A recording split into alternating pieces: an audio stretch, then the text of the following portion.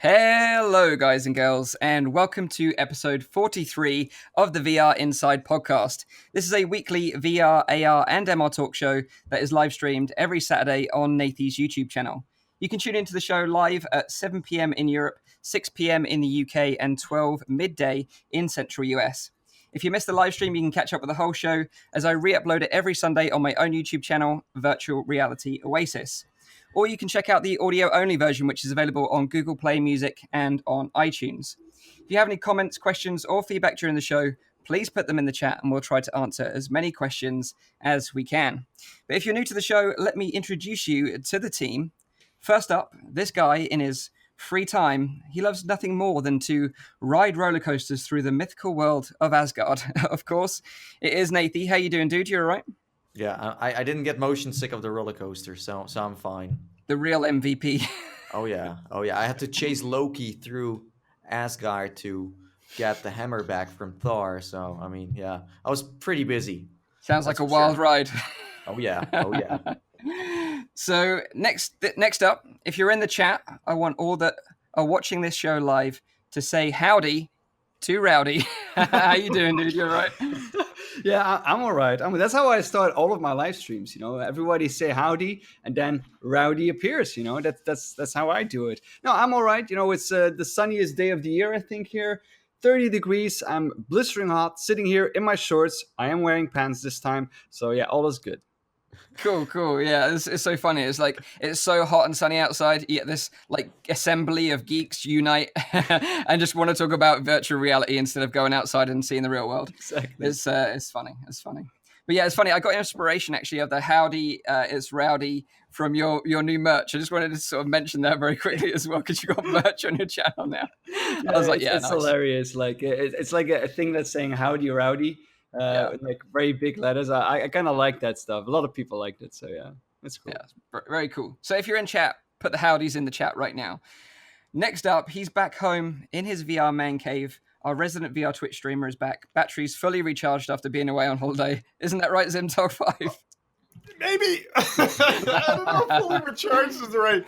There was a lot of drama while I was away, so it was a change rather than a rest. I'll call it as a vacation. But right. I gotta say, I've not seen Ireland so feckin' sunny before. It's gotten so sunny that they have employed the hose pipe ban. And for those who don't know what that means you cannot use your garden hose to fill up a swimming pool, to water your plants. And if you do, you are charged an on-the-spot fine of 150 pounds. Wow. I would say it was worth it. Just take my money. Most people, I think most people ignore it, but the reason why they impose that is not because they've run out of water, because Ireland running out of water is kind of a funny idea, but it's actually their processing plant can't process and generate enough clean water for use by homes to keep up with the demand. So crazy. So there you go, some nice water facts for you if you were interested. Last but by no means least, myself, host of the show, Mike from Virtual Reality Oasis. In today's episode, we're going to be talking about Pokemon Go AR tech, some new tech to talk about. Will it be enough for you to go back on the streets and get your Pokeballs out? Well, we shall soon find out. Also, we're going to be talking about Covert, hands-on. I got early access to this thrilling co-op heist game coming soon to Oculus Go, so that's going to be an interesting one. And then finally, we're going to be talking about the Oculus payout. The lawsuit between Oculus and Zenimax has kind of been rumbling on a little bit more, and we've got some more information on that as well, so we'll be talking about that.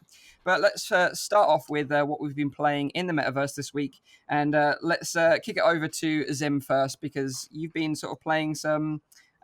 maybe stuff that we're going to be talking about later, but also Oculus Go stuff maybe while you've been away. Also, well, I have a what to tell you guys at the start. So I've visited two dev studios in Ireland, which was nice. So they showed me a lot of stuff that was in their shop and in the workings. Got to see I can talk about it. So got to see the upcoming BBC documentary the VR education guys are doing. Which is like World War II in a bomber with the original audio of like takeoff, bombing run, and coming back to Britain and landing. Wow. Which is the one thing I'll say about it, which I found to be really impactful, was the dynamic lighting in the cabin felt very real, immersive. And then the guy coming home was happy he was going to go see his wife or whatever. And he belts out a song. this like 1920s song. I guess it was 1940s. And he's just going away singing it, and it's this kind of crackly old radio sound.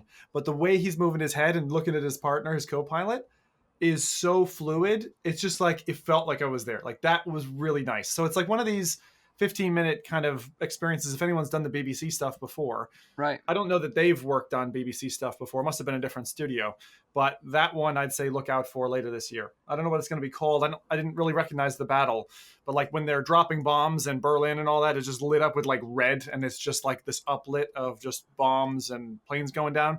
Very cool. Wow, that sounds really impactful as well. And I love the fact that, we've had Anne Frank that Nathie discussed previously on the show, that people using VR to sort of reenact historical events and almost sort of educate people about what it was like, because you can actually step in the shoes of these people and experience what it was like firsthand. It's really, really powerful. And it's really exciting, I think, as well. They're also releasing, a lot of you will have played the Titanic version. So they're well known for Apollo and their Apollo 11 game, and that was kind of world renowned. But the Titanic one, where you're the rover under the sea, not Honor and Glory, that's a separate project, and you actually see the rig underwater. They're looking to release that actually, I think next month, or I think next month. So that's coming out very soon. But they've got a lot of. They're not just staying under the ocean anymore. They've actually they showed me like full decks of animated people walking about, dialogue, narration, all that kind of stuff. Interesting. So that's really neat, but none of that could be filmed video, that kind of thing. So, but those were really nice. I'd love a game like The Invisible Hours on the Titanic, something like that, where you can sort of manipulate time and see all the story from everyone's different perspectives. Is there not really something being made like that is like where you are a detective on the Titanic, and you need to find the murderer before the Titanic? That's Honor and Glory. That's Honor and Glory. Yeah, exactly. Oh, right, yeah, right, but that's from an American studio, and they don't have any ETA. And I think what I heard from them, they've been working on it 7 years now. So wow, it's No, as far as I know, they are not going for like a detective game. But as far as I know, there's like a very old Titanic title out there somewhere, like a point-and-click one where you need to solve like a murder mystery. As far as I know, but maybe they are going to like make a new one. I don't know. Interesting. So those were neat. And then the one that actually Nathie mentioned, the roller coaster, I actually visited War Ducks, so the studio who produced VR Roller Coaster Legends, and so they stuck me in that. I usually don't play stuff not live first, but they kind of insisted, so I tried it out, and I thought it was a lot better than the first one. And they don't hesitate on speed. And the nice thing about that, and I love that Nathie mentioned a comment about getting sick, is that they didn't hesitate at all to go bloody full speed on this coaster, like beyond realistic speed on the coaster. They really, because it was one of the main complaints on the first game. And it was one of my main complaints from the first game as well. It was like, you guys really held back, but they told me why. Because they designed to release on the PlayStation platform. Sony's execs basically pushed back and said, we don't want people getting nauseous. We're going to cap your speed. Yeah. And so that was really interesting to hear firsthand. And so for the second one, they've really gone for and address that, and I think it really does benefit their title. So you played the Thor one as well, right? Is that the one you're talking about? The Thor one, and it's very aptly named, and I won't say why, but it's a good title. Right. Okay, so let's kick it over to Nathie. Find out what you've been playing this week, dude. Yeah, so I wanted to talk about Jurassic World, and the other one was Cross-Side, the prison. Yes. I'd like to start talking about that one first, because I wasn't that impressed by that one, to be honest. Like visually, it's a very nice game. You need to escape out of a prison. It looks super cool, and you need to use your room skill area as well, like a lot. You need to walk around, and then you need to, let's say, grab bricks and kind of like get them out of the wall to get out of your like prison cell. The classic sweet escape. But I mean, the puzzles in there weren't that great. I don't know if you guys played it, but I wasn't that keen on the overall challenges in that title. Fairly simple. Right. I mean, as far as I got. Yeah. And it's a fast one. So I was like, I don't feel like buying this one. So I was like, I would stay away from that game. Even that visually, it looks nice. And the developers who worked on that one also made that zombie grenade game. They seem to be pushing a lot of games quickly. And there's nothing wrong with that, but I feel like they could have spent some more time on Cross-Side the Prison to make the puzzles a little more in-depth it was a bit too arcadey in my opinion. So it wasn't challenging enough. Like you didn't feel the satisfaction of actually having but to work out how it to was break out. definitely the best looking prison game I played so far. But yet that doesn't really add up to the immersion if the gameplay itself is kind of, I was just going through the levels super fast. There was no moment where I was stuck. Well, with an escape game, you can be in like one spot for like 20 minutes, and just try to find a solution. But in this one, it was too obvious. Like everything was too obvious. I saw as well that you mentioned in your review, because I watched some of it, you were saying that the narration, it seems like they narrated it themselves. Yeah. So I don't know where these developers are from, but I could like sometimes barely hear what they were saying. Now you could turn on the subtitles, but like subtitles in VR is something a lot of developers still need to learn, because the subtitles were stuck to my face. Right. And if they're at the right spot, then it's fine. But usually I turn off the subtitles because they are not very good. Yeah. That's so yeah, they did the narration themselves. And I think that if they would outsource that, it would have been so much better. Right. And the other one was Jurassic World, the 360 from Felix and Paul Studios. Yeah, very nice. It's called like Jurassic World Blue, right? That's it, yeah. And there are like 2 chapters you can watch. They are completely free. And I mean, it was nice. In my opinion, they were kind of holding back with the action this time. Like usually it's so scary that dinosaurs come super close to you. With this one, I felt like the distance was quite far, Well, they also made things where you're like, oh, okay, comfort bubble here, But with this one, it was okay-ish. But maybe what platform did you play that on, Nathie? Because I'm curious if it's the same one that I've seen. Because I know there's a couple, and I'm a bit confused going through them. I watched it on PC. So yeah, I think you can also watch it on mobile. On the go. And yeah, and I think it's a nice one, but I'm always like, why can't these be a little longer? Of course, it takes so much render power and time to make it. The same. It's way too short. It's way too short. Yeah, it's not getting me curious enough about the movie. Now it's getting cool. The experience was over. Yeah. The first chapter is just an introduction to the character, and the second chapter is that's the end. Yeah, but the cool thing is they mocapped everything, so they were playing as the dinosaurs, and that's really nice. I like that. They even have a video on YouTube. They just need to release a version where they just play as the dinosaurs, just the same kind of scenes, and then without like the only with the persons doing it. Like, they just need to release that. They really need. Yeah, like as bonus material, we can have that. Then we are satisfied enough. Then I'm definitely satisfied if I can watch that. No, but still, for like a free experience, it's really good. As I said before, like if you want to watch 360s, you need to go to like Felix and Paul Studios, right? It's always better than watching Nicolas Cage in 360. Yeah, that's true. I have to say, yeah, that was. But I have to say, like with the Jurassic World Blue experience, it's one of those ones that if I'm demoing the Go, like my first port of call is Henry, but the second one, like if I'm demoing to like more sort of adult people, then Jurassic World is the one that I tend to show off. So it's a good one to demo the Go to, I think. Yeah, I think so. Is that the Apoductosaurus or whatever it is? It's just kind of a long-necked leaf eater. Is that the one, or is there one with actually proper dinosaurs in it? It's got like Velociraptor in it, Triceratops, T-Rex, Abdominus, whatever they call it, the new scary one. Yeah, I didn't notice on the Go. I had a bit of stutter though. What's that? Did you? I had a bit of stutter on the Go. Oh, you have to download it. You can't stream it. I downloaded it. You did? Yeah. Oh, really? I've never had that problem before. In the more like action-rich scenes, I had a little bit more of a stutter. In the chat, they're asking as well if the Go version of Blue looks better than the Rift, and well, the resolution of the screen is a bit better. So yeah, it looks super nice. The Go is great for watching content in. Media is what the Go is biggest strength is. So yeah, it does look great in the Go, and that's why I demo it. A lot using the Go. I wouldn't necessarily demo that on the Rift because it doesn't show off the Rift's strongest features, which is the interactability with the touch controllers and stuff like that. But for the Go, it works great. I've demoed it to a couple of people as well, and actually I haven't seen anyone that was actually as impressed with it yet.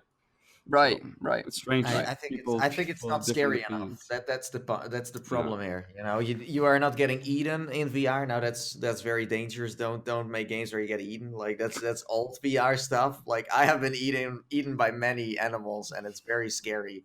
But at least like make something where like in this one it wasn't that scary because you are the camera and you're not really a part of the story. Of course you follow like Blue, but in the end it's not like, oh, I need to watch out because there are I dinosaurs. like that though. I like that concept of that you're just some kind of like drone that is hovering around there, watching the scene unfold. I kind of like to be a voyeur? that concept.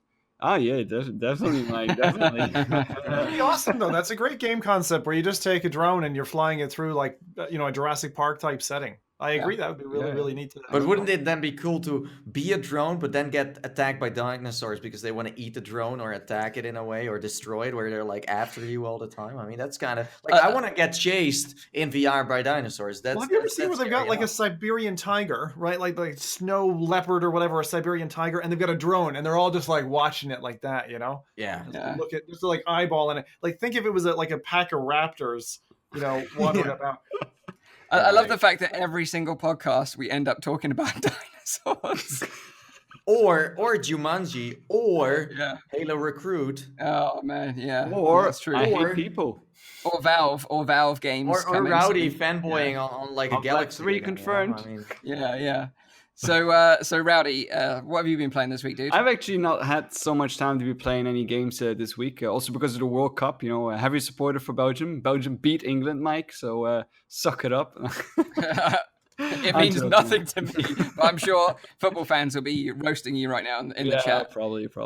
No, I've actually not been able to play. I mean, I still had some recordings left. I played Pavlov with the Lonely Viper over the weekend. Nice.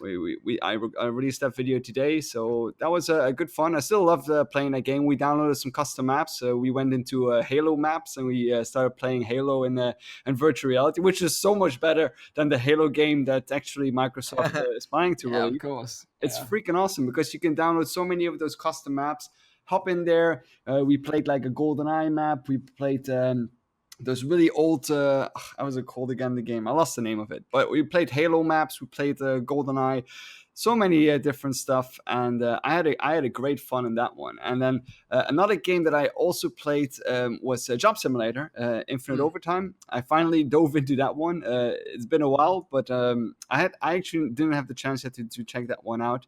And I did that just, I think, on Sunday. Yeah. Right. And with Pavlov, are you using that ProTube thing, or are you not so much? Do you find it kind of hinders your performance a little bit?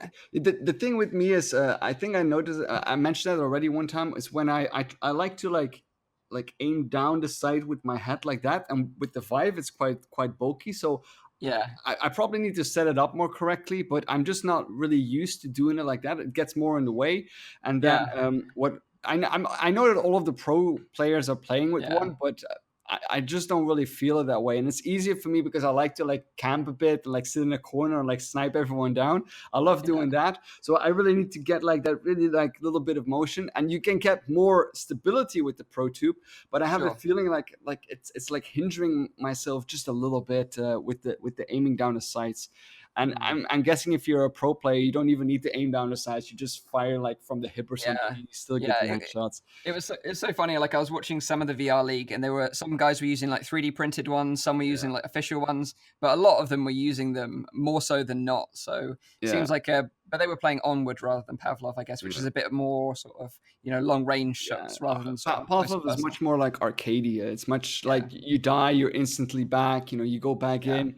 It's Onward is much more like the strategic kind of version. You need to plan everything out. With what we did in Pavlov was like, we'll go knives only, or we had like 2 of those really big machine guns and like just like blasting everyone down. It was so much fun. We had like a pool party. Everyone went in the pool like, there's a shark in the water. Viper started screaming, of course, and started stabbing everyone in the pool. Great fun. I think like knife only and VR is still the best thing ever. Yeah. Sounds crazy. That sounds crazy. So this week I jumped into the Arizona Sunshine DLC, the Dead Man DLC. Right. And we discussed this previously. I think you played it, Rowdy, right? And I echo sort of a lot of the comments you previously made about it, you know, like the fact that it's really dark. You know, the original game was so bright and vibrant that, you know, this kind of DLC seems like a bit like a step backwards, in my opinion. Also, what I found was that the story didn't really make much sense. I don't know if you found the same thing, Rowdy. Like at the beginning, like I won't give too many spoilers away, but at the beginning, you get dropped off by a helicopter with some like military dudes in it, and they're like, "Oh, we want to nuke the whole town because it's overrun with zombies, but we have to do it manually. So you need to go in there and press the button. Oh, we're just going to drop you off though, and we'll see you at the finish line. See ya." And it's like, "Oh, cheers, guys. Thanks very much for that." But then, yeah, the gameplay didn't really add anything new, fresh, or exciting to sort of spice things up a bit. You know, it was the same old Arizona Sunshine. It was the same gameplay, which is, of course, very fun. But it just kind of felt a bit old because the game is a bit old now. And also, like, I found a piece where I was like, I picked up an axe, and I was like, oh, cool, I've got like a melee weapon now. I'm just going to like axe some zombies up in here. This is going to get awesome. And then I went to axe a zombie, and it just didn't work. It didn't do anything. I was like, "Oh my god!" So like, had to resort back to. That was already in like, the original Arizona Sunshine. You couldn't use manual weapons there right. either. Yeah, that's But true. the thing what I liked so much about Arizona Sunshine was like the storyline. You had like the different kind of chapters and the different environments. While this one felt a bit like lacking in that. Like you didn't have that strong storyline. You know, the entire playthrough of Arizona, you listening to a radio and you want to go and find like that radio station. That's basically what it's about. You hear like a radio and you want to head there and get there. But here, I didn't really feel like a connection to the character at all. Like no, and the pacing was a little bit off. Yeah, true. Yeah, So no, different. Is it like a totally different narrator then for the segments? I presume it's not no audio, but there isn't any real narration other than the beginning and the end. So you don't get that kind of story pull throughout the. But then again, it is only 40 minutes long. It's literally you can run through it start to finish in 40 minutes. But it's only like £2 or $2 so thing. Like, you can't really ask for much. But that's the thing. Should you make something for that price even? Like, is it even like? Did you miss anything? I'm asking. Like, did you really have to play this? It doesn't sound like it. No. And this is the thing. Like I was going to say, you know, in the wrap up of it, if you're a real hardcore Arizona Sunshine fan, then yeah, sure, go and pick it up. But the rest of us, I think I would probably skip this one.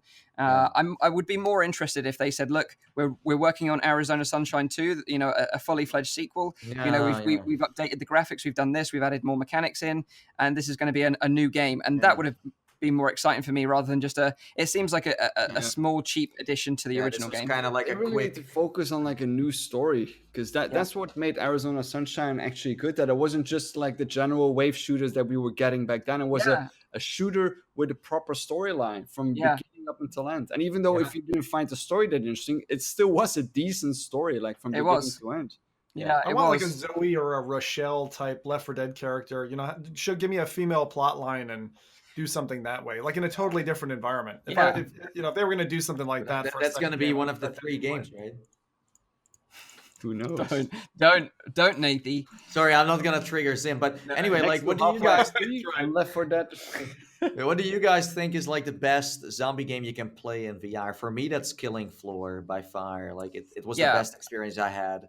I totally agree. I think it's a really but also game. in the way the mechanics work. You know, you have an axe there that you can actually use in a super satisfying way. I actually liked the zombie game, like with out of ammo, the strategic one. I like that strategic kind of concept. I wanted it to be more and bigger and more stuff to be doing. That was cool. But I like that concept of like, because I also love like games like how is that PC game that is just out as well? Where they made the second release of Contagion, Dying Light 2. Oh, Dying Light. No, also more like a strategic concept, third person. Oh, I know which one you're talking about. The survival one. Dead Island. Yeah, State of Decay. Yeah, exactly. Yeah, I love those. Oh man, that really hurt my brain just then. Oh. But you succeeded, Mike. Yeah, thanks. That is it. State of Decay. But yeah, talking about zombie games, though, like you said, what was the game you said, Nathie? The really good one. Killing Floor. Sorry, I use my brain power so much for State of Decay that I completely forgot what happened in the last 30 minutes. Tell You can tell it's hot and It's like weekend Saturday. anyway, so you have an excuse here. Yeah, sure. But what it kind of moves us on very nicely to the first bit of quick news, really, because the first bit of quick news this week is about Contagion, which is also like a zombie game, right? Yeah. And I know a lot of you guys checked out the Contagion demo when it originally came out because it was super polished. It had this really nice graphical look about it, and also it had this like really gritty sort of atmospheric feel about the whole game because you were kind of living in the very beginning of a zombie outbreak. You know, you get home to your apartment, you got a phone call from your girlfriend, she's out on the streets witnessing all this stuff firsthand. You're like, oh my God, what is going on? The news bulletins start coming up, and then, you know, things start going a bit crazy. But then the demo ends, and it's kind of like, oh, okay, I'm hyped for this game now. Well, it actually released in early access yesterday on Steam, so you can pick it up now.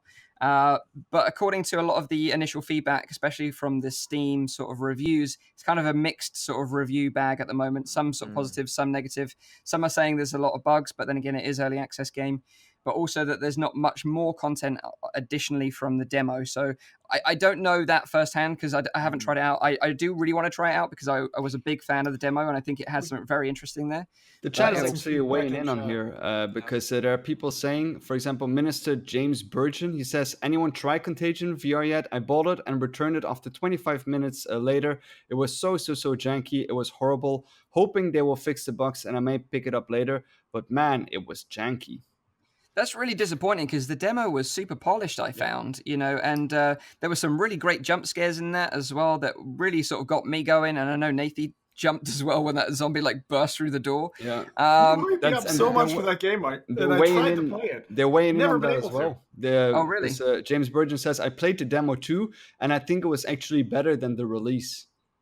Wow, that's a real shame. That's really disappointing because when I heard about it, that it was released yesterday, I was actually really excited because I was like, oh, finally, this game's out. You know, something really to get my teeth into. I will probably check it out this week and probably, you know, let you know firsthand maybe in next week's episode. But is there anything added than the demo? Because I've seen like some content, but I have not seen anything really like. It's like the demo. It's the demo again, but with some more hallways to it at like the end, and there's like a part up front of it like as well. Now they added some stuff, but it's not like a huge. It's not like you're getting the full game now. It's still just a little part. So for me, it feels like, and I don't know why, but it kind of feels like too good to be true. I'm not sure if this is really going to be a full-fledged VR game anytime soon. And also, it's early access. I don't know. Like the demo was very polished, but I don't know, guys. Like there have been reports apparently of people falling through the floors, like Voodoo DE, and also having very weird shadows. So there's a shadow bug. And the thing is, because Minister James Burgeon is saying here that this time it starts you in the garage and you make your way up to the apartment. Exactly, that's it. That's like the new part. But also something I need to share with you guys is that, so when I played the Contagion demo, one of my fans of the channel, they said like, hey, listen, we also played it and we had some bugs. And then I was like asking in my like comment section, like, okay, if you have any like bugs and things like that, just let me know because I want to know for my, let's say, my full review, what's going on here, you know? And then one of the developers said like, yeah, well, don't listen to them because it's not true. And they were kind of trying to, I don't know, tell that my audience was wrong. And I was kind of like, but as a developer, that's kind of a weird move, honestly. Very so strange. For me, it was kind of like one of those moments. I was like, I don't know why you're doing this. You know, I trust my fans. I trust my audience. Yeah. Like, the people that watch are VR enthusiasts, VR veterans. It's not like they're just making things up. Why would you make up a bug, right? I mean, so it seems like a real shame. I'm really disappointed to hear it, you know, like, and certainly when I looked at the Steam reviews just before the show, I was like, oh man, that seems really disappointing because it seemed like they had something really promising there. And I know that they had plans for like multiplayer in the future and also like stories from other people's perspectives that were involved in the outbreak. So they all kind of like branched together in the end. That'd be neat. That would be really cool, neat. Right? I was hoping that, like, because people are saying though that the beginning is really awesome and it makes more sense now that you arrive like in the garage, I guess, and make your way up to the apartment. But I was kind of hoping that, you know, what happens when you go outside? Yeah, that's what I want to do. Like, I want to see the outbreak happening and, you know, see people running for their lives and like zombies chasing them, that kind of stuff. I want to see that kind of stuff. Yeah, definitely, for sure. I just hope that the polish the demo had is going to like keep that up in the air until like the end of the story, and that's kind of where I'm doubting right now. That after a while it becomes kind of like a loose thing, and it's I don't know how many people are working on this.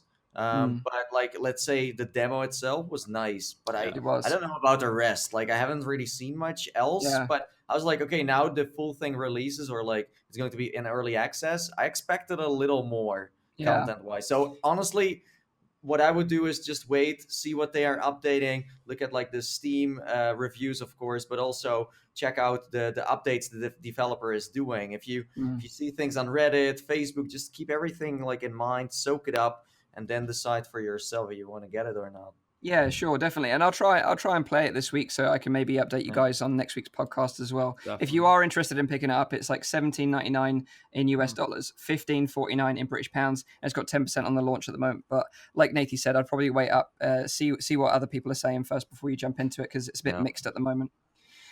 So next up in quick news this week, we're going to be talking about the Oculus Home social update. So last week we had updates to Oculus Home that you could add TVs and import some sort of custom 3D models as well. So that was kind of interesting. But this week we've got brand new avatars. Well, I say brand new. They're from the actually Oculus Go. The Oculus Go had these avatars first, and they are really nice. I actually quite like the look of them. I think they look pretty slick. They're more sort of like got skin tone now and sort of more options for clothing and accessories. They look more realistic than those just a single color translucent like outline of a person. But the really cool thing is that they've also updated it so you can have social multiplayer and actually invite friends over. And this is like something we've been asking for so long, right? It's like, oh, finally.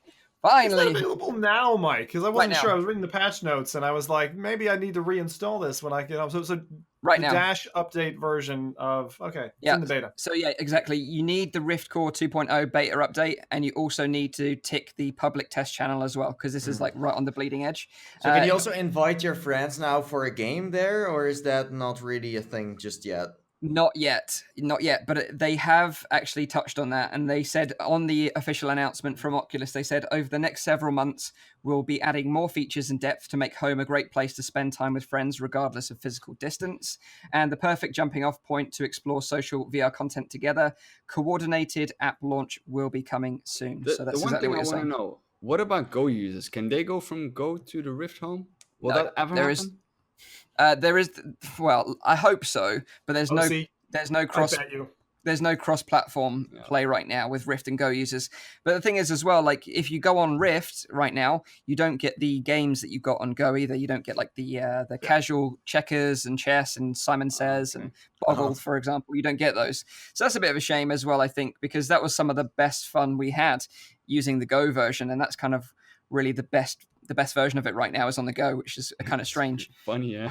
Yeah, it's actually the same thing Apple did some years ago. Back in the 90s, they actually had like separated ecosystems, so you had your iMac, you had your iPod, and there wasn't this kind of ability to kind of cross those pillars. And actually, I think Oculus, and we've seen them try to mirror, at least on the marketing side, a lot of what Apple have done in the past. And it's funny to see them actually go down the same road. Yeah. It's almost like it make the same mistakes, but also maybe it's make the same successes, starting, confident on these two separate pillars, then building the bridge. But yeah, I'm going to make a prediction right there because I was surprised at that news. I was expecting them to hold social for an announcement at OC5. I think it's because I think they're going to bridge the two at OC5. It would totally make sense. But I think the community has been asking for it so much that they almost can't ignore them anymore. Do you know what I mean? Like everyone's got it on Go, and it's just like the Rift users are saying, well, what about us? We want some love too. So, but yeah, you're right about the coordinated app launch though, Nathie, because that was one feature of the Go that was really cool. And basically, if you're unaware of it, is that if you have a room full of people and you all own the same game, then you can see that in each other's menus and say, oh, let's play this game together. And then it launches the game and you all go into that game together as a team. So it didn't work that well. I still think it's kind of strange that the avatars they have right now, I never really felt a connection between me and my avatar. Well, with Facebook Spaces, the ones they have there are great, and they move in a certain way. You can do like all kinds of emojis, and they move in a super realistic way. As I said before to you, if we can have eyes like the ones, for example, in Rec Room that kind of move around, that could be great. Wearing glasses all the time, I still feel like it's more like a pop star avatar machine than really a one that makes sense. Of course, like you look like yourself, Mike. It's kind of like creepy, but I mean, overall, it's not like I've like people want to personalize it a little Yeah. more, or I feel like it can be more, I don't know, real or well cartoony. You know what I mean? The Yeah, chat, the chat is actually saying there have been some problems with the social multiplayer in home to get it to work. A lot of people have been complaining about it on the Oculus Reddit, saying that it's probably not properly working, and that the new update wipes all kinds of favorites and all of the home locations for people on the friends list. Wow. And there are other points of people saying the exact same thing. That's coming from Fluke Roji. wow. I'm really interested in the home update. If you're able to leave your door open, what I mean is, I've got an Oculus Home room. Can someone just come along and look at it while I'm not there? I don't think so. It's No. invite only, right? Yeah, exactly. I want that ability. You to can leave go my hide door open. sim or. Well, you just want to creep around people's houses, you weirdo? Yeah. Is that what you want to do? What I'm saying, Mike. All right, okay. So VR stalking is going to become a thing in the future. I should add that. I mean, Yeah. that's what happened when I was like in the go together with Mike, and he couldn't kick me out of his apartment anymore. That's true, I could actually. just- I I could couldn't just get rid of stay it. in there, like he couldn't do anything. Well, there's no controls for that. No, and I think no, it's gonna be the no. same problem on PC No. where I could just stay in there and annoy him all the time. Like Mike, like you're gonna boot up your Rift every day, and I'm like, hey Mike, wake I'm up, here. good morning, hey Mikey, Yeah. what's up? I'm just sitting on his couch waiting for him to, join me. Or in they VR. also they can't prevent people from stealing artwork from other people's homes environments either. That's that's true. Yeah. Nice. Okay, so let's move on to the next little bit of quick news this week, and that is Upload reported this week that a dev that previously worked on the Uncharted series at Naughty Dog, and also recently worked for EA, Amy Hennig. She started her own independent studio with her sites focused on VR. So although it's unlikely that we'll get a VR, an Uncharted VR anytime soon, it's great to hear that we've got more people looking towards sort of VR game development and starting their own little VR studios focused solely on VR, especially because she's got this kind of pedigree from these super big studios as well. It'll be interesting to see what she can bring to the VR industry with her sort of previous experience. So it's just a little bit of news, but Mike, I've got one related to that. okay, go for it. Rob Yescom, the guy who wrote both, remind me, the shooting game on PSVR, works with AIM. Bravo team? Firewall, the new one? The sci-fi one. Plus the Invisible Hours. Farpoint? Farpoint. Oh. Farpoint and the Invisible Hours writer Yep. has been working for the last 6 months with Valve. Yeah. So it's very interesting to me that Valve has unreleased titles. This guy's one of the most successful writers, and I've loved his work, both of those, Farpoint and the Invisible Hours. So good. And he's working with Valve. He just announced it on Twitter this week. Ooh, So look out for that interesting, guy. That's right? Rob Yescom. I didn't know Same that writer. was a thing, because indeed, like the story of Farpoint is actually very, very well done as well. Yeah, definitely. Yeah, exactly. He also did Rhyme, which is a 2D game. I've not played that, but maybe one of you have. And in Firepoint, there were like some kind of head crabs in there as well. So There were. True. previous experience with head crabs. That's on his resume. It's on his CV there. You got the There job. you go. Like, no, I'm really excited for that. Like, even if it takes them years, Rob's work so far has been amazing. Like, I love the writing in both of those games. So Hands down. quick segue and a question about Farpoint, because I've played like 5-10 minutes of it. Does the momentum of the game ramp up later on? Because I thought it was a bit slow at the beginning. Yes. I I mean, think it ramp stays up evenly and- paced, and then Sorry, Zim, go Yeah. ahead. no, you first. The thing is, like, with like more enemies that come at the same time, yes, and like there's like more stuff happening at the same time. You like, no spoilers, right? Like events unfold that make things move forward a bit more quickly. Yeah, Right. like I would say that the first hour is not indicative of the median gameplay. yeah. Right. So it is a heavily active game. Right. And I'll repeat this recommendation. If you have the chance to use a sub pack along with the gun, the Yeah. aim controller, that experience is amazing. Okay. And Now given the we're gun- going to get on and the another sub segue pack. because you've been promoting, like, going on about the sub pack for a little while, but Nathie's recently picked one up. Do you? Oh, did you? Do you feel the same passion about the sub pack, Nathie? Do you feel No, like I own one for a very long time. you now, did? for like four, but I recently started using it again. And It's nice, you yeah. rate it? What model? It's an M2.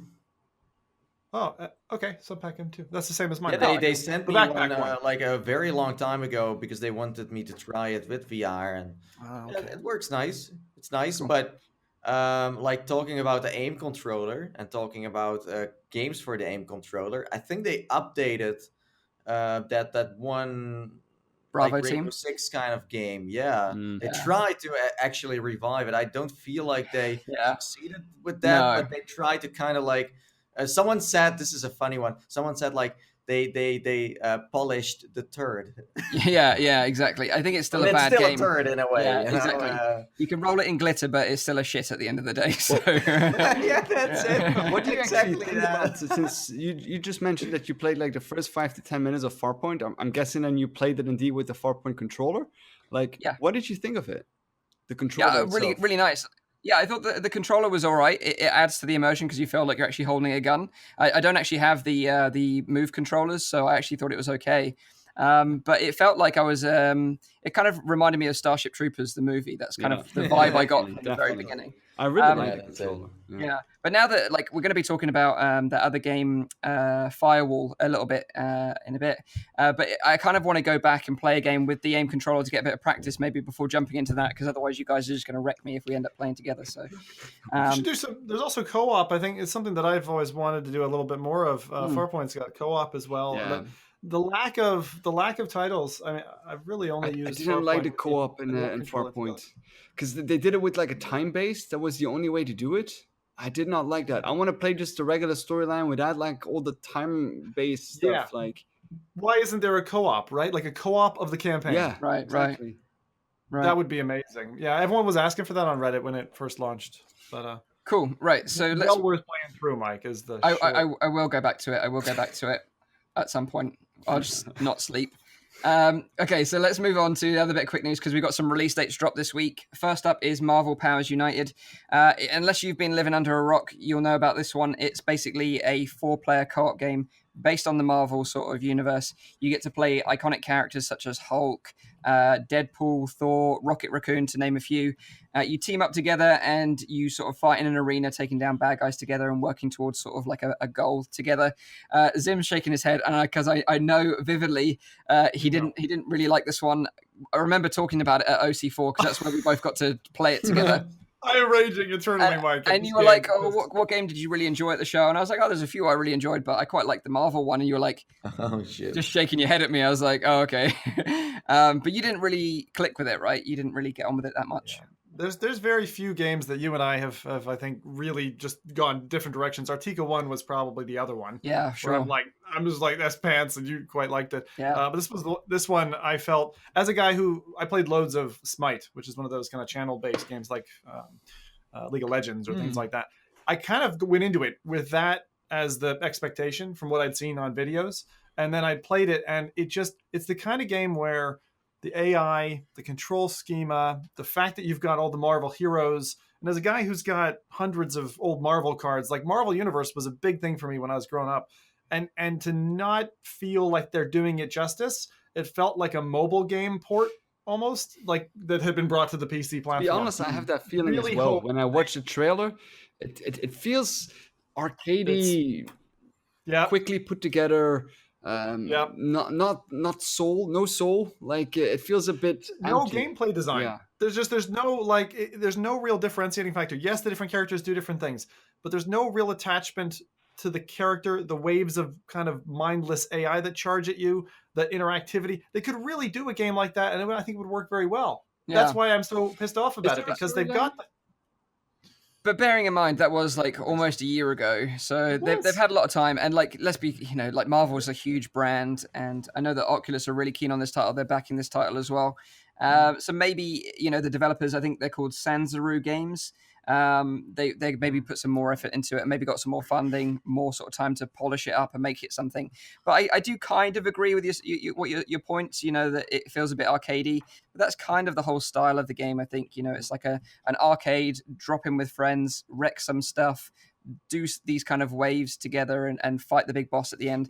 But what I did just quickly just touch on is that in the demo we played, you fought alongside each other, but there was and the game's called Marvel Powers United, but there was no big crescendo where you all like touch fists like the Power Rangers and turn into some super monster and take it down together as a big power move. There was none of that, which I hope they've developed and pushed into the final game. But go on, Rowdy.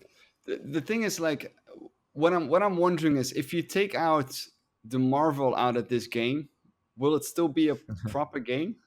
Like, if you take away the characters, like, is it still a good game? Like, is it still something that is fun to play, or is this just we put Marvel in there because people will buy it anyway? I don't know about this one. Like, I'm now checking their website of what they worked on before. They worked on Ripcoil. I'm not sure if anyone still remembers that one.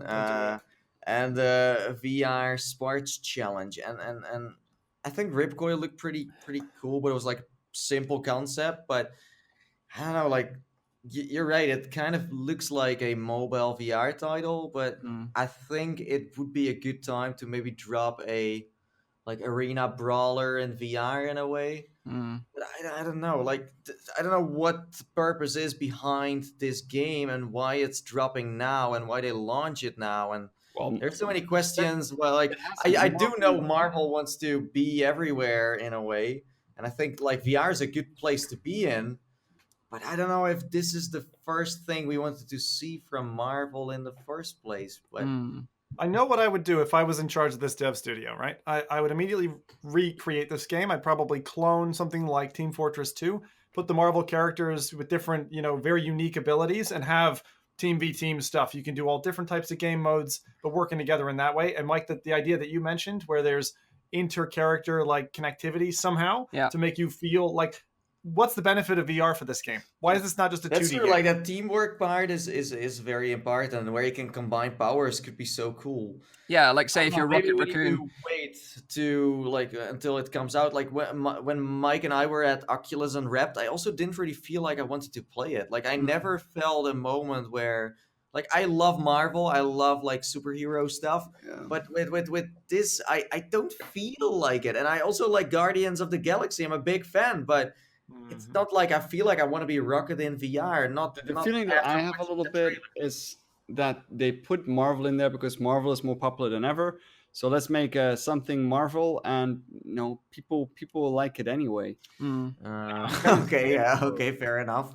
It's been around for a while as well. Like I feel like they wanted to release it much earlier, but they were waiting, and then they start adding some more, and it's kind of like it feels like they don't know when they want to release this and in what time frame. And this is what I'm hoping though, because they could have released the game in its form back when we played it, and it would have been a game. But that's why I'm hoping really that over the last 9-10 months that they've added more to it to make it a more substantial experience. Since you did like it when you played it, like it was something that you were interested in. Yeah, like it was fun to play. Like I really like Rocket Raccoon. He's one of my favorite characters from the Marvel universe, and to play him, and you were actually tiny. Like you see it from his eyes. He's like this tiny little raccoon, and you see his furry nose in the sort of peripheral vision. So if Rocket Raccoon was not in that game, would you still recommend it? I play as Deadpool, and I still have a blast. But yeah,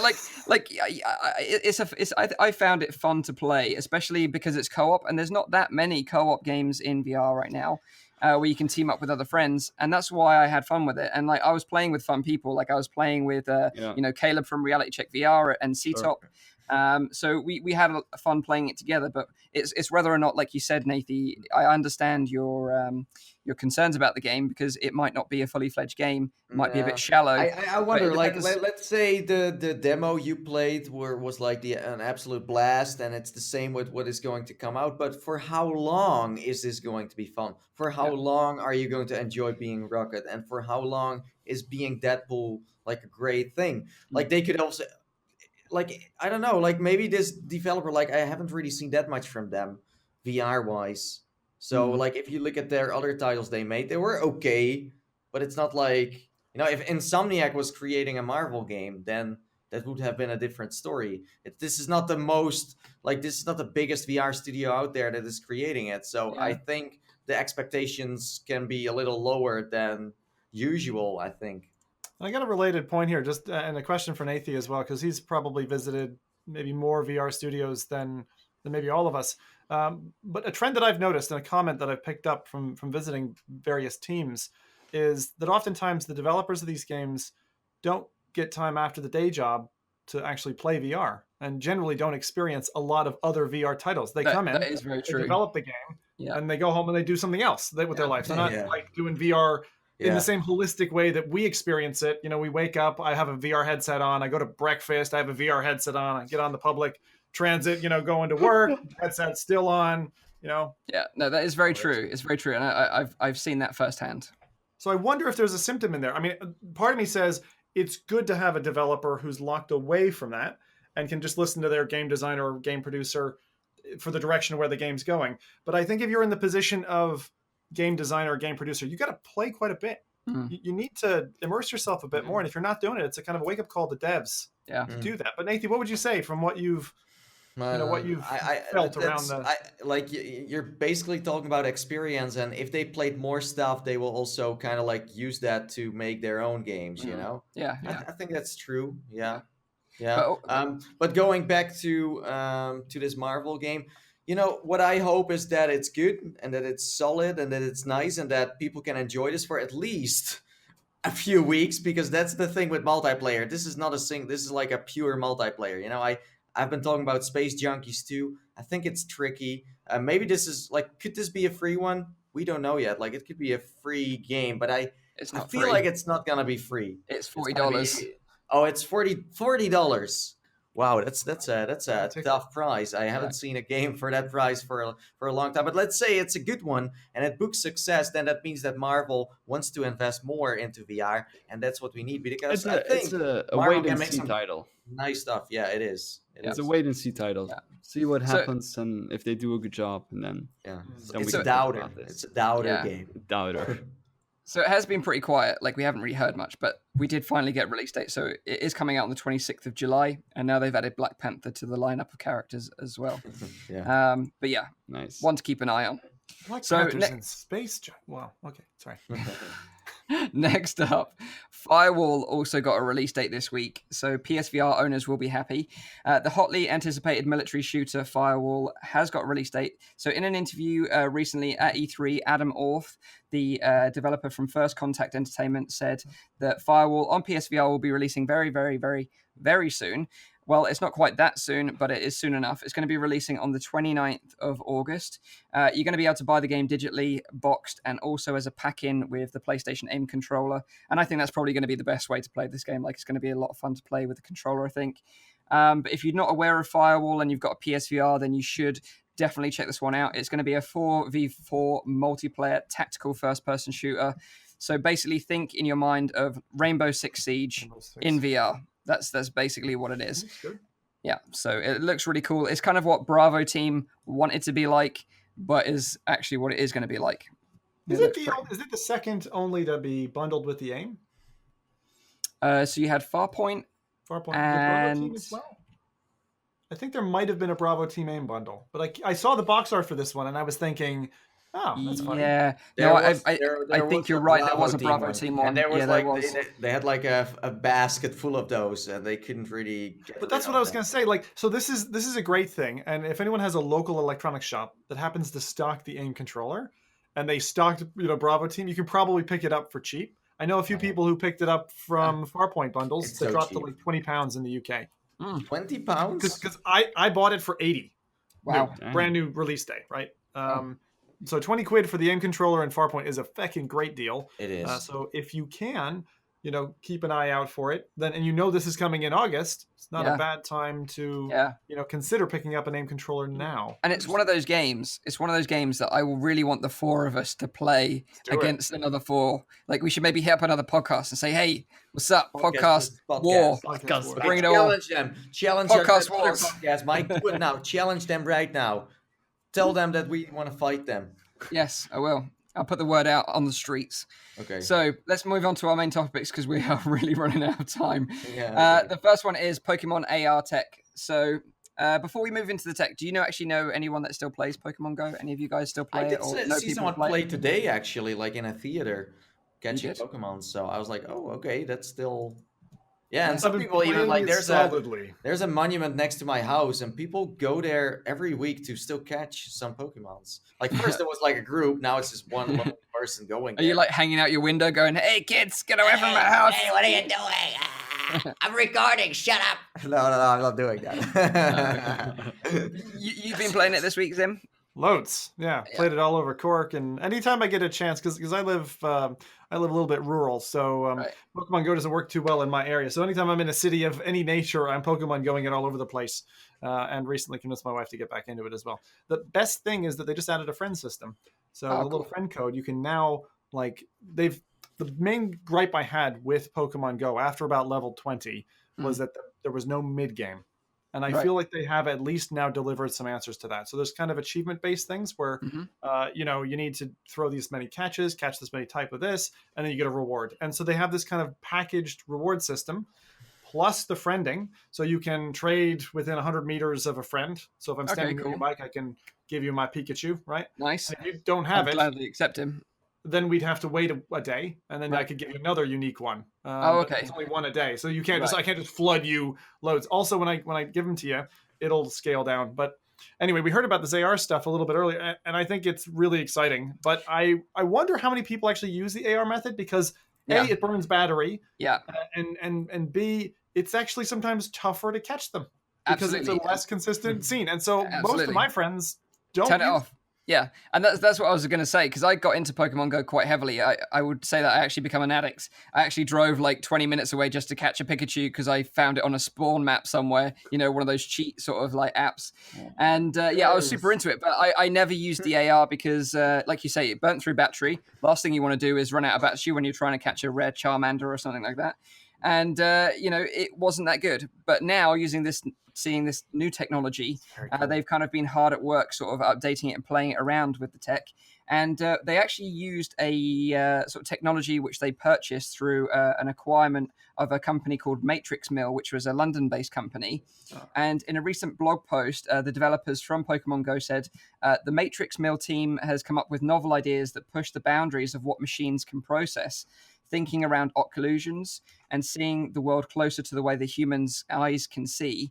As a result of this hard work, AR experiences can feel more natural to the eye, which is the goal we have in our sights.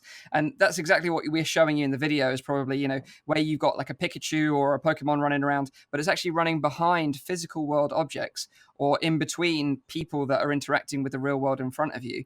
And it just looks really, really cool. And this is kind of like another advancement in AR that makes me think, this could be very, very exciting. As long as I'm not wearing glasses, I'm not interested. That was my second point. So you guys have literally touched. It's like we're like a mind meld. You're actually literally reading my mind. But yeah, you're exactly right. And as much as I think the demo is really cool, this technology won't be updated for users just yet. They're actually just testing this, and they're also going to be selling it to other AR companies. But yeah, just like the Lego demo that we showed in a previous episode, where you can look through this little window of your phone and see all these magical things going on. You're still looking through this window, and the thing, they're still working on just building the content, and when the technology is there to wear it, then they will just transfer all that data and all the things they made. Yeah. So it's then ready to go. But I get it. Like right now, it doesn't feel real enough to Yeah. I want to be like what Rowdy says, I want to be on a train wearing my glasses. Holy crap, there's a Pikachu on the roof of the train. I need to catch it right now. And not like the kind of glasses you like, you have like a helmet on and you look like someone who's gone into like a severe accident or something. You need to like wear like a skull cap or something. But I mean like just regular glasses that you can put on, and not everyone knows that you're playing Pokemon. Because I'm actually realizing here today that I'm sitting here together with a bunch of geeks. A bunch of geeks, I say. As if you're not one. Yeah. There's an Apple executive on the phone, Mr. Niantic, and he'd like to give you a sack of cash so you can release it on their new AR headset. Exactly, yeah. This is what needs to happen. I'm sure it will happen. Like, Niantic are huge. So they're also doing a Harry Potter one, and there's like a Jurassic Park one and a Ghostbusters one. They're all coming out as well, so that's going to be interesting. Walking Dead as well. Walking Dead, oh yeah, of course. Good call. The nicest thing, Mike, and I'm wondering if this is why you found it interesting as well, I found a huge sense of community, and obviously the exercise piece, like to get a fucking nerd out of the house, out there, literally hunting towns or cities or places to go. Like we were going on adventures as a family. Like, it was so good. It was a great thing to do with kids as well. Like, they were as excited as my wife and I was. I mean, it's great to have this kind of, and I'm very hesitant as they've been chucking in loads of Pokemon and stuff.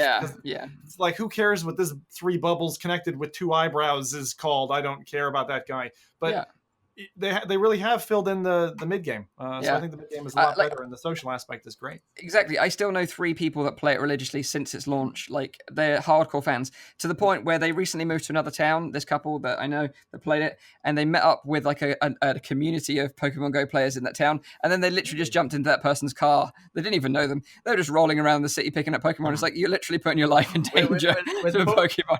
Pokemon Go, you finally have a reason to meet people in real life and to go on a holiday from time to time. Just don't get into strangers' cars. That's all I'm saying. A reason to meet people. Yes. Yeah. Says Rowdy, the guy who doesn't like people. I don't even like people. That's why I don't like that game. and Mike, a tip for anybody who actually lives in Edinburgh: if you go down Queen Street, which is a long street in Edinburgh, you can do 200 Pokeballs pickup in 20 minutes. You just go down this side, round the roundabout, back and forth. We call it the Magic Road. Really, Magic Road. Genius. We call it the Magic Road. Yeah. Okay, so moving on to our next topic, and that is Covert. So this week I had the opportunity to go to the Oculus Go retail launch party in London to celebrate the launch of the Oculus Go in retail stores here in the UK. Nathie's brother was actually there, manager David, so I got to hang out with him as well, which was always nice. His girlfriend was a delight as well. And at the event, we got to meet up with Jonathan Hawkins, who is a developer from White Elk Studios. They were showing off their newly announced game, Covert, which is coming to Oculus Go and Gear VR, and it's basically like a couch co-op heist game where one person is in VR using the headset and the other person is using a mobile device like a phone or an iPad, and they've got the blueprints of the space that you're in, and they can see your location, your orientation, they can see obstacles ahead, and they're basically your like advisor stroke hacker support sort of person. So they're talking to you constantly, and communication is really key in this game. So we played the demo. It was a kind of like a museum. We had to go and steal like an ancient artifact. Jonathan was kind of like my advisor. I was in VR. And straight off the bat, I was really pleased to sort of see that they use smooth locomotion in the Oculus Go. So you actually just sort of hold down gently on the thumb pad and then the touchpad, and then you move in that direction in smooth loco. And then when you tap it, you snap rotate. So you can play it sitting down or standing up. Is that motion like the Sky? Oh, you might not know, but the Skyrim Move controller motion. So you have one button, and the direction you're facing is the direction you go. No, you can strafe. You can. How do you strafe? By just tapping on the left part of the touchpad. Okay. So that moves you. It moves you up, back, left, and right, and then to rotate, you either physically rotate or you snap rotate. Got it. Thanks. Yeah. But it was really cool. There were some really nice elements of it. It actually felt like you were part of like a Mission Impossible style heist. There was like red laser beams, there was guards. And because Jonathan could see the guards up ahead, he was like, oh, you need to hug the right side of the wall here. And then I'm going to hack the TV here to distract the guard. And then when the guard goes over there, I'm going to hack the barrier with the lasers. And then you have to run through it because it's all based on times. And it was really cool. And it actually felt like really sort of like intense, you know, like it felt like a really fun game to play, especially because of the communication aspect.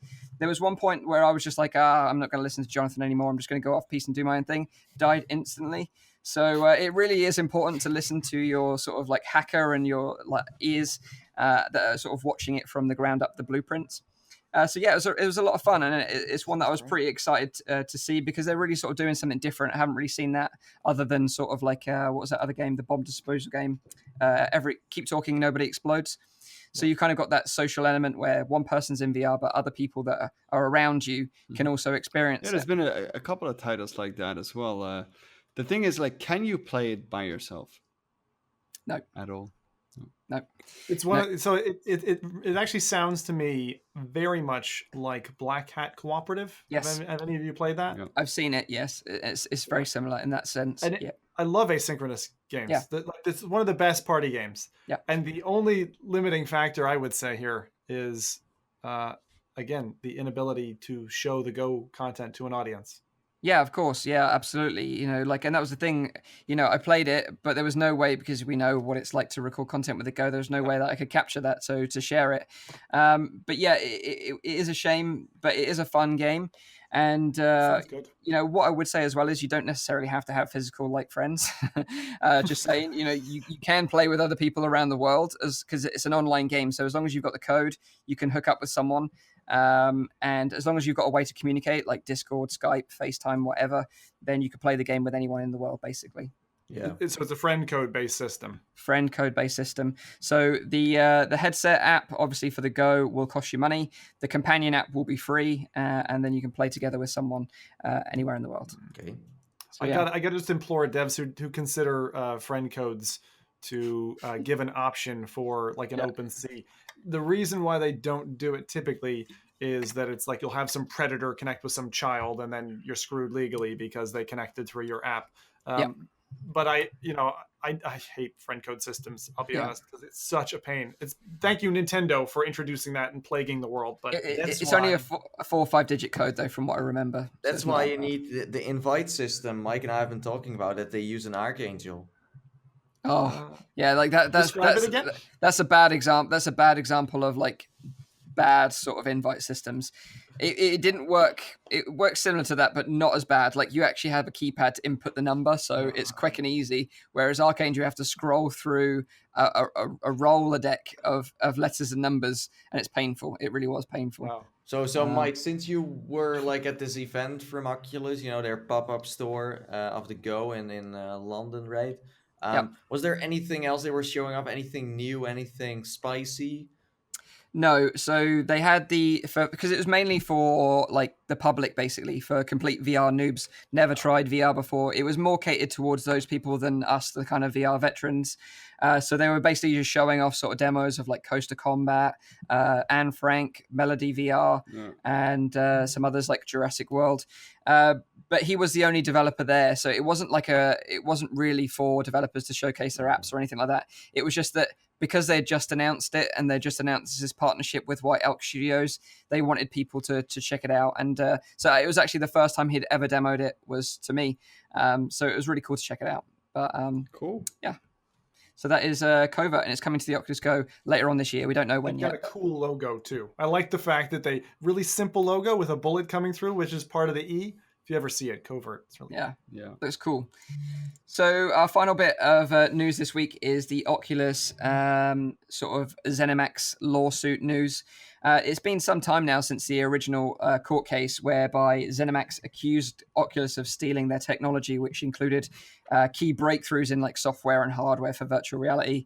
And it was all to do around with John Carmack working for Zenimax and id at the time, whilst sort of Palmer Luckey was developing the Oculus, and they were working in partnership on sort of Doom at the time as well. And John Carmack then just left Zenimax, started working for Oculus, and Zenimax got a bit salty about that and were like, hey, they stole our intellectual property. So there was this big court case. It actually turned out that Zenimax won the original court case, and the judge awarded Zenimax $500 million in cash. And they also wanted, as a result of the lawsuit, to have Oculus cease production of the Oculus Go and stop them actually selling it full stop, which was crazy. Oculus. So did you say the Oculus Go or? Oh, Oculus Rift, sorry. Yeah. Sorry, I meant a Rift, apologies. So they actually wanted to cease them actually selling it, but Oculus were like, wait, this is just going to destroy us, so you can't do that. So the judge didn't rule on that, but they did award them the money. But since then, Oculus have appealed it, and this week they had a settlement halved to $250 million. So it's still a big chunk of money, but it's halved.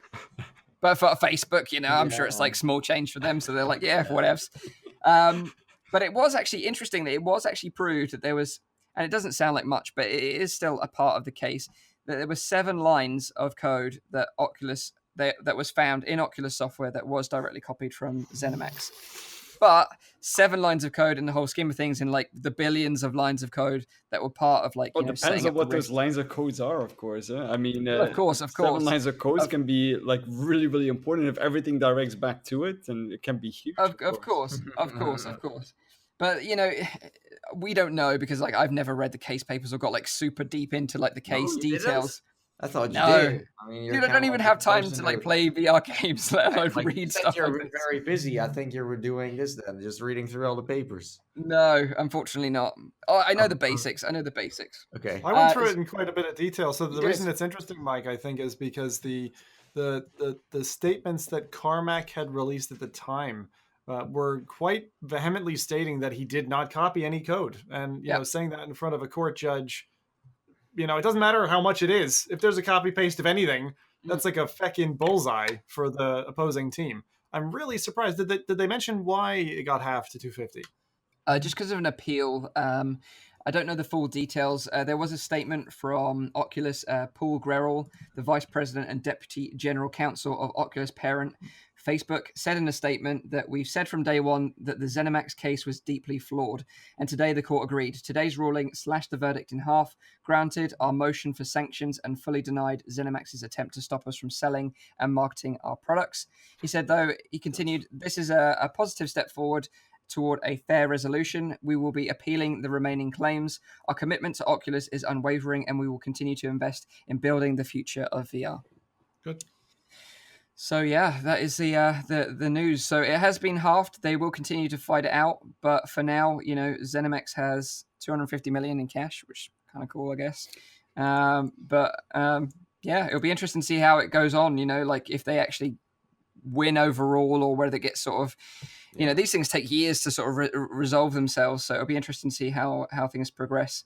So yeah, that is the end of the news this week. So I'll sort of wrap up the show, and then maybe we can ask some questions. If anyone in the chat's got some questions, ask now or forever hold your peace while I wrap this one up. So just a reminder, it's a weekly VR, AR, and MR talk show, live streamed, of course, on Nathie's YouTube channel. You can tune into the show live at 7 p.m. in Europe, 6 p.m. in the UK, 12 midday in Central US. If you missed the live stream, you can catch up with the re-upload every Sunday on my own channel, Virtual Reality Oasis. You can also check out the audio version, which is available on Google Play Music, iTunes, and on SoundCloud. Apologies for last week's episode, by the way. We didn't upload an audio version, so if you're expecting one, apologies for that, but we should be back on track this week. So yeah, that is the show. So if you've got any questions, then ask them. We got Paradise Decay saying maybe now Zenimax can sort out the bugs in Fallout 4. Because they get the cash. Yeah, got the money. Yeah. That was a problem, right? They didn't have enough cash to fix those issues, so they actually were doing it for VR. I'm gonna give you guys a cliffhanger, and you can tell me whether or not you want to wait till next week for me to talk about it. Okay, go for it. A bit of a dicey one. So I mentioned I had a sad story from my trip. We were talking before. So it relates to my Oculus Go and the fact that it's been damaged. So yeah, go on, tell us. I'm intrigued now. You've got me triggered. So I'm just as a background, I'm very careful with my tech, and I think in the last 10 years I've maybe broken one thing. Holding the Go for a minute and a half horizontally, not vertically towards the sun, walking outside and back indoors, has scalded the screen. Yeah. So the brightness must have been a reflection off of a panel or something. Yeah. It looks like someone has drawn with a yellow highlighter little squiggly eyeballs on both sides.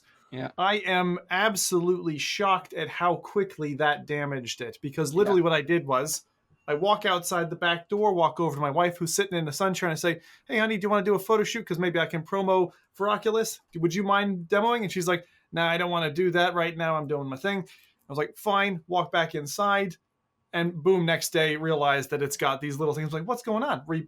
Power cycle it. Man, I've never had that happen with a device, because it's very important that you keep all of your headsets not pointing to the window if you've got them indoors and all that. And, you know, for years I've had headsets with that same warning. I wonder if it's something to do with the new lenses, because it was feckin' bright in Ireland, but I don't think it's that sensitive. It has been super hot really quickly though. Like it really can, because the intensity of the light of the sun is so much that even if you like, they say that to kids often, like when they want to watch into the sun, like if you do that for like even like a few seconds, you can have permanent damage to your eyes. So I'm not really surprised that you can have that with like lenses that are that big, because the lenses are quite big. To have that on a screen happening as well. Yeah, and well, it's interesting.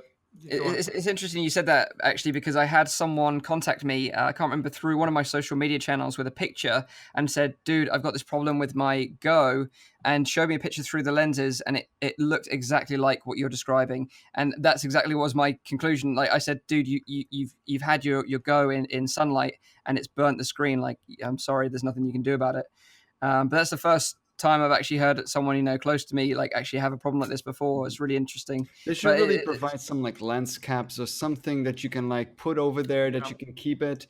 Because I remember I mentioned that in my review as well, because I took it outside because I wanted to do that review back then outside. A lot of people are saying that, oh, you shouldn't do that. But I'm like, a lot of people are going to take this headset and they're going to go outside because that's the major strength of this headset. It's a mobile headset. You're going to take it outside. You're going to like, just imagine you're going to drive with your car. You put it on your seat next to you. The sun is shining. It hits it on your back seat and you have damage to your headset. So I really think that they should at least provide like a traveling case or like some kind of lens clips that you can put on there, or like some kind of cover you can plug in there. Because I think that a lot of people are going to have this issue.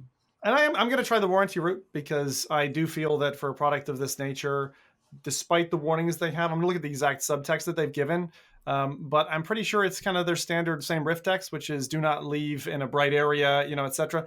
Yeah. And I know the sensitivity, and I'm really shocked that 90 seconds. But I think you can actually go the warranty route, because if you claim that it's normal use for a headset, I think you could have a point with that, because especially in Europe they're quite, and the US is a different story, I think. But I think in Europe you can have, if you claim it's normal use and you can you didn't drop your headset or whatever, then I think you could have a point.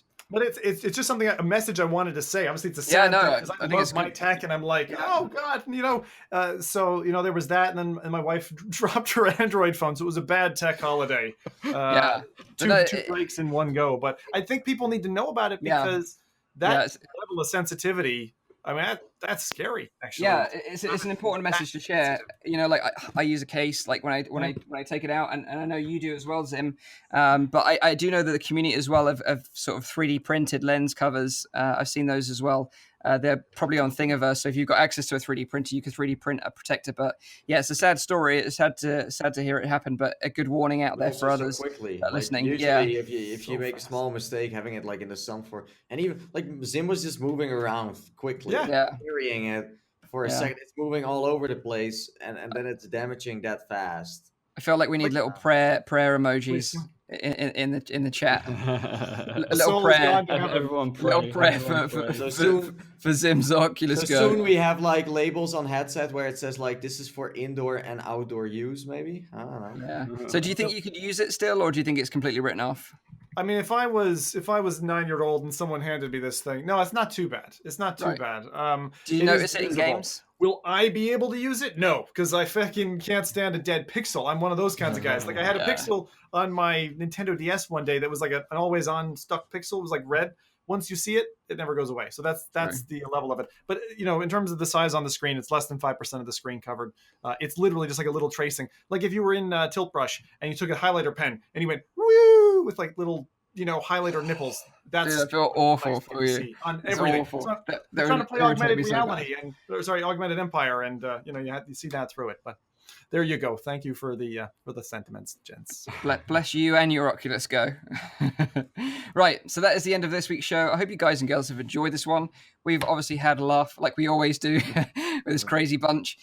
So yeah, we will see you, I guess, on next week's episode. Maybe I'll check out Contagion and I'll have some hands-on thoughts for that one. So until then, have a good week, and bye-bye for now. Bye-bye.